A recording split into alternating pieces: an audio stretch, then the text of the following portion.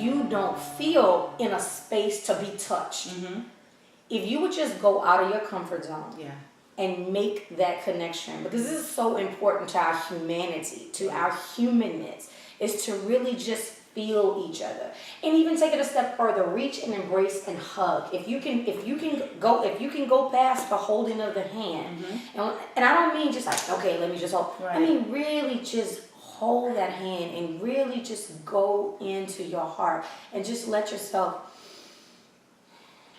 sit with that for a minute. But it's even like that scripture. It doesn't say where 2 or 3 shall agree. It says where 2 or 3 shall touch and agree. and agree. Where 2 or 3 are gathered, touch and agree. Absolutely. Yeah, where 2 or 3 shall touch and agree. Whatever they ask for, it shall be done. So even in you saying that, that makes me look at something a little bit deeper, with regards to the touch. And that's what happens in a lot of relationships when you get discontented or when you get angry. The first thing you do is you separate from one another. And so that's the fear-based perception, is to separate yourself. But the love-based perception is to connect with one another. Look at what happens in the bed. I can't remember who had given this joke, but they talk about a married couple and when they're upset with one another, how they'll be sleeping on the little lining, the seam of the edge of the bed. Like that's what they're just trying to hold on. They're trying to be as far away from one another as possible. But another portion of scripture that I've always tried to hold on to, haven't always been successful in it, is don't let the sun go down on your wrath. Mm-hmm. Don't go to bed angry. mad. Yeah, absolutely. This came to me in my own experience. I'm always trying to be in a place of observation, and I do that pretty well as I've grown through the years.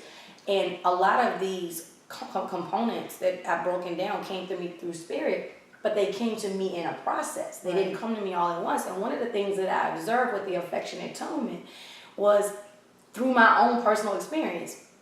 My husband, I'd be frustrated or whatever, and I'd be no, or trying to make my points to him and trying to get him to hear me. And what I noticed that he would do, he would be in this place of compassionate listening and affectionate attunement on his own, not because we've consciously practiced this or brought this into each other's awareness, but just naturally, he would reach behind me and he would rub my back right behind my heart. And initially, I've had my moments, I will admit to you, and I'm like, oh my goodness, my back is sore. Gotta remember not to jerk. But I'd kind of snatch away, and don't touch me. I don't want to be touched. And he would say, just breathe for a minute, and he'd rub my back. And honestly, that touch, like magic, I'm not exaggerating, that just a few minutes of that would bring my spirit into alignment, and that's where the affection and I started to observe that on a deeper and deeper level. Every time something came up, I would pay attention even to the voices and all of that, and that's really how that came into my awareness. And you know what's huge about what you just said? Because as you were talking, that's one of my first things. Don't touch me, but I'm upset. But what happened in that, and this is necessary in relationships, so hopefully men and women are watching this and getting what they need to for themselves. Absolutely. Women are extremely emotional. I mean, we just go off the deep end to a whole other level sometimes, but we're just really emotional beings. But what was big about what you said is even though you were in a space where you did not want to be touched, and this is where the compassionate listening comes to play, where you're not just listening with your physical ears to what they're saying with their physical mouth, but you're listening with your heart to what their heart is saying. So he didn't listen to your mouth that said, don't touch me. He listened to your heart that said, right now, this is what I need. So he made the decision to step into the place of giving you in that moment what you need. He stepped into the space of holding space for you in that moment. He stepped into the space of being patient in that moment and just proceeding with what he knew you needed. Absolutely. And so patience, which is like down at the end, but I guess this is coming as Spirit wants it to come. Patience is a very key component of a successful relationship. Mm-hmm. And patience where you step beyond even your physical, because when somebody rejects you, especially if you have a trigger Right. of being rejected, and that does a certain thing to you when that happens, can make him withdraw as well. Mm-hmm. But he decided to hold space for you. Right. And in that, he exercised patience, Mm-hmm. which is so important because, John, I'm going to tell you, I had that issue for a long time.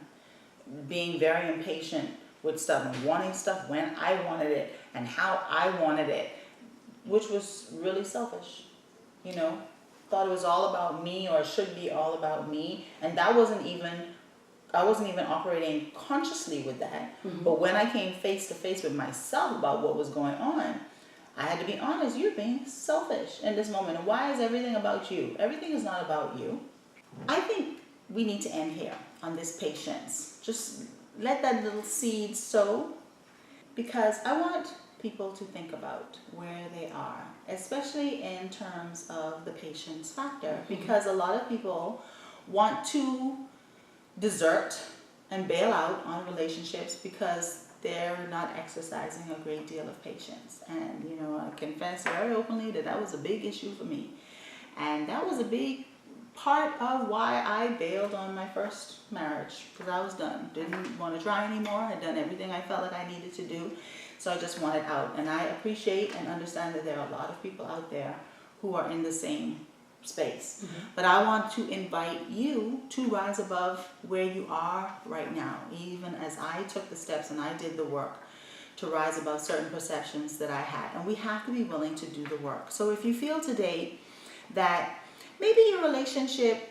deserves a little bit more effort as a result of what came forth today, I want to, encourage you to sit in that for the next week and really, use the key components that we brought out in this program. There's a couple more that we have that we're going to address in our next segment, where we're going to talk about how can I save my relationship. Mm-hmm. So we invite you to tune in to our next segment, especially if some things in this segment got your attention and you feel like maybe you haven't put in as much work as you can put in. Or you just simply haven't gotten the desire that you want in the relationship. Right, or didn't know how to step into didn't get the result that you desired. I apologize. Right. I said that kind of backwards. Okay, so like I said, next segment, how can I save my relationship? And I want to invite you to share this program. If this has been an enlightenment and a help for you, when you find something good, you want to share it.